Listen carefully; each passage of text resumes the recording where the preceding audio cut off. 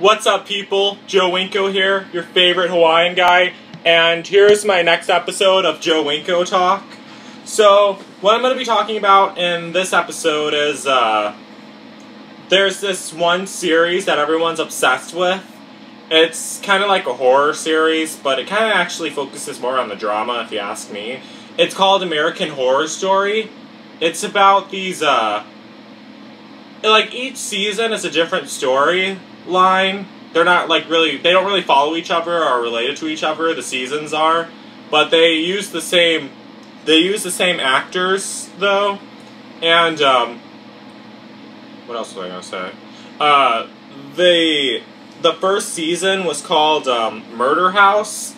I watched a couple episodes of it on Netflix with my friends, with my friend. It's about this, this house that's haunted. And if you die inside the house, your ghost is trapped in the house forever. And I thought that sounded pretty interesting. So I watched a few episodes with it with my friend. And then I tried watching some episodes by myself, but I couldn't really get into it because it mostly focused on the drama. Though, the first few episodes did. Not enough about the ghost or the scary stuff. But it did have some good episodes with some good scary stuff. But I thought it was okay. And they made a second season, American Horror Story 2, Asylum, and it's about an asylum, but I never really seen the second season. What I thought it was going to be about was ghosts haunting an asylum and that they're trapped inside and have to figure out a way to escape. But when I read the summary for American Horror Story 2, it said that there's going to be no ghosts in the second season, and I was like, well, what's going to happen in the asylum then? So, and I started reading the summary on American Horror Story 2 on the wiki site, but it just got really boring, and I didn't read that much. I only read like the first paragraph of it. But I might try watching it on Netflix when I get the chance to. And yeah, that's basically it for that. But there's something else I want to talk about. So, it's a really old news story. You guys have to remember that I live under a rock. It's, alright, here's the headline. I'll have a link to the news story in the description. Teacher's porn conviction sparks tech debate.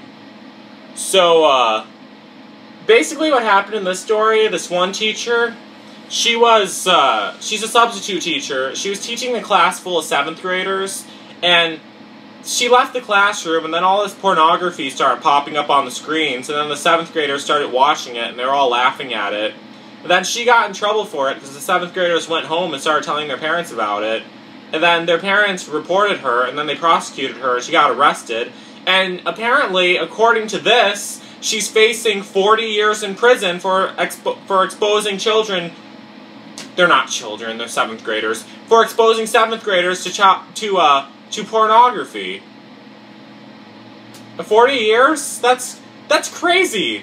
Most 7th graders watch porn on their own, and yeah, it was bad for her to load it up on the computer like that, but, well, according to her, it was just pop-ups, but those usually don't come up, but porno pop-ups usually don't happen very often.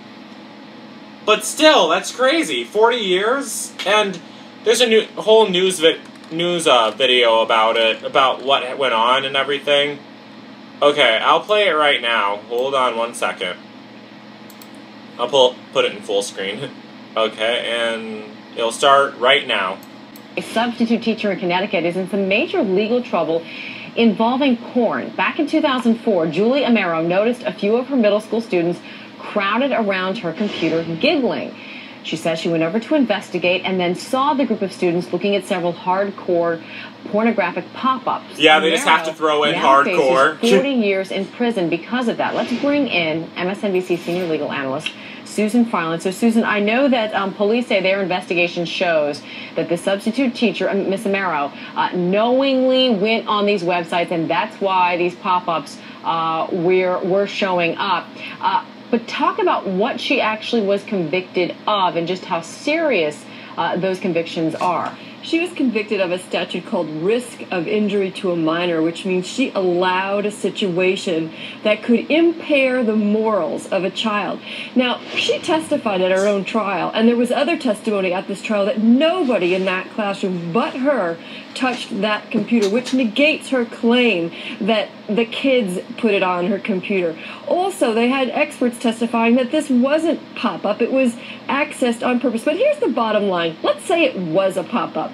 The prosecution's claim, and was proven at trial, she was convicted, don't forget, by a jury, was that even if it popped up, she allowed it to stay on that screen for hours. She even left the room with those images, and kids found out through the school that it was on her computer and started to gather around. So their conviction is based on her own testimony and her own behavior, that after it popped up, she left it there. She should have thrown her coat over it, turned off the monitor, turned off the computer. Susan, here's the interesting part, though. The DA offered her a pretty sweet deal, no jail time, and she refused it, thinking that she could prove her innocence in a court of law. This jury, as you mentioned, 6, I think, jury members, took them only 2 days to hear the case.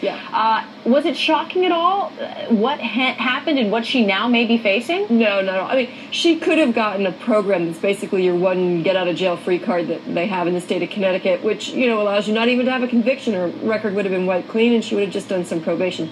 She didn't want that. She wanted to go to trial. The jury just didn't buy her defense. It was totally inconsistent with the actual That's what she gets for leaving the classroom. Remember, it was her own testimony, experts and then other teachers and students in that school that said nobody touched that computer but her, and she left it on for hours and left the room and let the other kids congregate around it. Susan, where's the leeway here with the judge in terms of sentencing? What do you think she'll actually serve? Well, each count is 10 years. If you run them consecutive and on top of each other, you get to 40. She's not going to get 40 years. I mean, that's just ridiculous.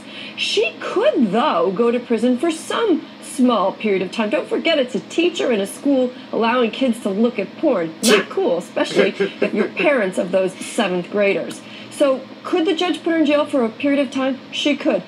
She could also give her probation again. It's really going to be an interesting sentencing hearing. That's March 2nd. Okay, Susan Fineland, thank you. Thank you.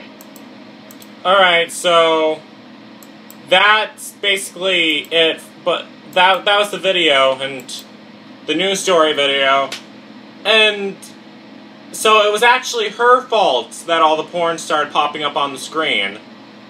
It's so stupid. And she left the classroom. I absolutely hate it when teachers leave the classroom, because I remember back when I was in 6th grade, the teacher would tell us, "Okay, guys, choose a partner and get to work." Then she'd walk out and leave, and I would never be able to find the partner because no one ever wanted to work with me at all. Assholes. But I was never able to find a partner at all because no one never wanted to work with me at all. So then I'd be there not knowing what to do then. It wasn't, like, it never was anything you can do by yourself. And she'd just leave and I wouldn't have any help at all. And it would be really stupid. But, that's what she gets for leaving the classroom, though. And what else was I gonna say about this? That's just really messed up that she's a grown woman. Since when do women watch porn, anyway? And she's married, too? That's even more messed up. But, one thing's for sure. She must have been really horny if she couldn't just wait to go home and look at it. So, yeah, that's basically it. So, don't forget to comment and share your thoughts on this video. Don't forget to subscribe. And don't forget to like my fan page on Facebook. I'm serious, because one person disliked it, so now I'm down to 595 likes, which is not enough. I need more. So, yeah, that's basically it. So, don't forget to like my fan page on Facebook, and peace out, people.